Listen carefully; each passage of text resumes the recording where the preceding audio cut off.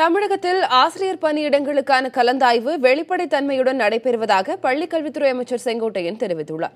ஈரோடு மாவட்டம் கோபிச்செட்டிப்பாளையத்தில் செய்தியாளர்களுக்கு பேட்டியளித்த அவர், குறை கூற முடியாத அளவில் ஆசிரியர்களுக்கான கலந்தாய்வு நடைபெற்று வருவதாக தெரிவித்தார். குற்றச்செயல்களில் மாணவர்கள் ஈடுபடுவதை தடுக்க நடவடிக்கை எடுக்கப்பட்டு வருவதாக கூறிய அவர், கல்வியுடன் ஒழுக்கம், நற்பண்புகளும் கற்பிக்கப்படும் என்றும் தெரிவித்தார். மாணவர்களுக்கான இலவச பஸ் பாஸ் வழங்க தேவையான நடவடிக்கைகள் மேற்கொள்ளப்பட்டுள்ளதாகவும் அமைச்சர் செங்கோட்டையன் தெரிவித்தார்.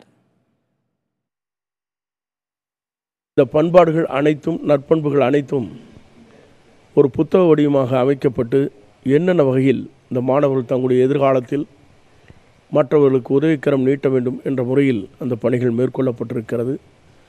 ஆகவே எதிர்காலத்தில் அரசு பள்ளியிலே, அரசு உதவி பெறுகிற பள்ளியிலே படிக்கின்ற மாணவருடைய வாழ்க்கை தரம் சிறந்த மாணவர்களாக மட்டுமல்ல, ஒழுக்கம் சிறந்த மாணவர்களாகவும் இந்தியாவிற்கே வழிகாட்டியாக திகழ்கின்ற அளவிற்கு மாணவர்களை தயார்படுத்துவதற்கு, மாணவருடைய உள்ளங்களிலே அதை உருவாக்குவதற்கு அரசு நடவடிக்கை மேற்கொண்டு வருகிறது.